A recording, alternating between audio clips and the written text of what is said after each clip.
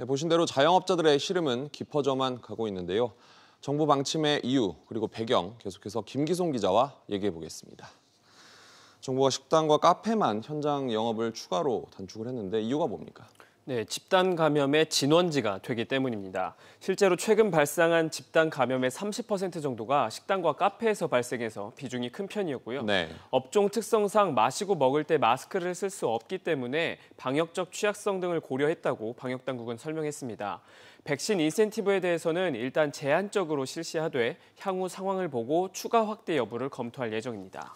여전히 방역 수칙을 어기는 경우들이 나오고 있는데 정부가 과태료 조정을 검토한다고 하죠. 얼마나 조정이 됐습니까? 네, 현재 방역 수칙을 위반하면 개인은 10만 원, 사업주는 300만 원의 과태료를 부과하는데요.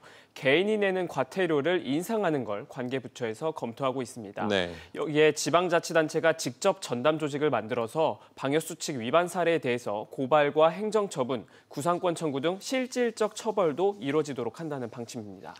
그리고 정부가 위드 코로나 전환 논의 얘기를 꺼내는데 이게 뭡니까? 네, 말 그대로 코로나19와 공존하며 살아가는 방식을 뜻합니다. 독감처럼 코로나19도 중증화율과 사망률로 관리하자는 주장인데요. 네. 델타 변이 확산으로 전 세계적으로 유행이 급증하지만 현재 개발한 백신과 코로나 치료제로 중증 전환과 사망을 줄일 수 있다는 겁니다. 현재 싱가포르와 영국이 이 같은 방식으로 코로나19를 관리하고 있는데 우리나라도 백신 1차 접종률이 70%를 넘어서는 9월 말 이후부터는 검토가 가능할 것으로 보입니다. 논란이 있을 수 있는 만큼 충분한 논의가 필요할 것 같네요. 확진자는 여전히 줄지 않고 있죠. 네, 그렇습니다. 어제 하루 코로나19 신규 확진자는 2,052명으로 집계됐습니다. 네. 역대 세 번째로 큰 규모로 45일째 네 자릿수 확진자가 이어지고 있습니다. 람다 변이 유행 우려까지 커지면서 정부는 9월부터 일본을 비롯한 36개 국가에서 입국할 경우 격리 면제 적용을 제외하기로 했습니다. 네.